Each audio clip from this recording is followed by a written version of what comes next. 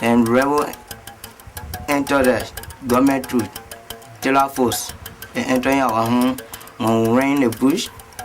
So they run behind order. Then when they capture us, they came my father in front of me.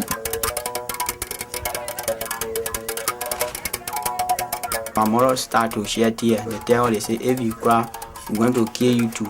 You see? So when she was crying, they fire her too. When they fire her, then we start to run. You see, I and my sister, then we all ran. We went in the bush. Then later on, my sister then get missing from me in the bush. You see, so I alone, I did walking until I get behind different people. When we and that people then were behind about one more. You see, where I used to be, I just used to be thinking, crying, you see, about my mom and my father. You have no choice, like 12, 14, 13, you have no resistance, so you couldn't, you had no defensive. You couldn't be defensive. So at the time they were very much vulnerable. So there were vulnerable children around. So we just stick them, have them trained, and to accomplish our own personal aggrandizement in. We get them order as we get them order. Oh, kill that person. Okay, so I swear you fire. So the war was just, they were in a very hopeless situation.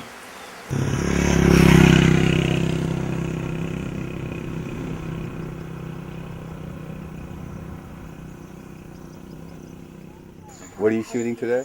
Future Guardians of Peace is a project that was started by Cindy Travis and Everyday Gandhis. And the idea is to bring photography to some of the youth here in Voinjima and in Liberia.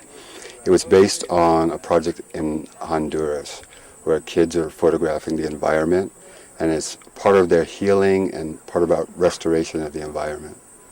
So you guys, as photographers, you have to see this. If I was shooting this, I had to run all the way around and get here and shoot so that you saw their faces, right? Instead of his back, okay? They had no prior photography experience, and they started from scratch.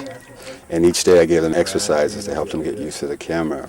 But the power of it lay in them trying to use it as a tool of self-expression.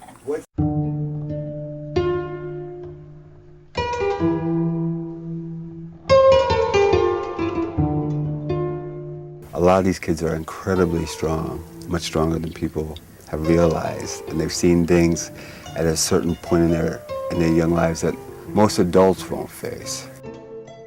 So behind the lens, for example, there's a strong inner landscape, an inner world, and the camera just gives them a way to show the strength that's inside.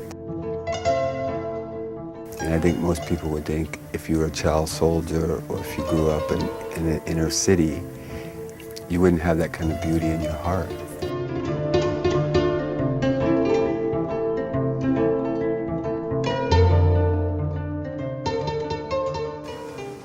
Ezekiel and Akoi have two small video cameras, and they're actually going to be interviewing each other about what were your feelings before the war, what was your community like, what happened to you during the war, and now that they're in another place in their lives, who are they now?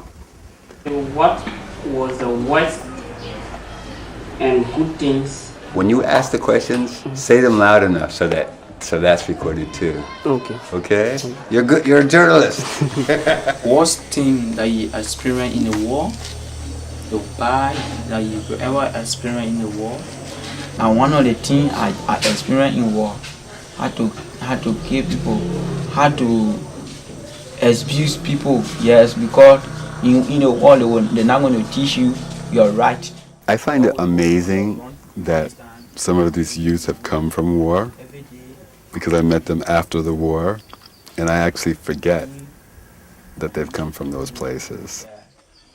So the fact that these youth were child soldiers that were used and exploited and victimized, and their strength is they've developed deep, deep compassion. What do you see in another human being, or what's your reading of another human being? where do you see joy in a person? Where do you see sadness in a person? You know, and how do you make an image that talks about that? I understand that people really have regard for us. How did you think really the people really can respect us? People in the community even start to point fingers at us, because when sometimes they see us around them, they get so scared that we may harm them, or we may sometimes harass them, take money or other things from them, and just go in the ghetto and smoke. We are changing gradually, and every day we are willing to change. If you're a peacemaker, you might have to take the step forward.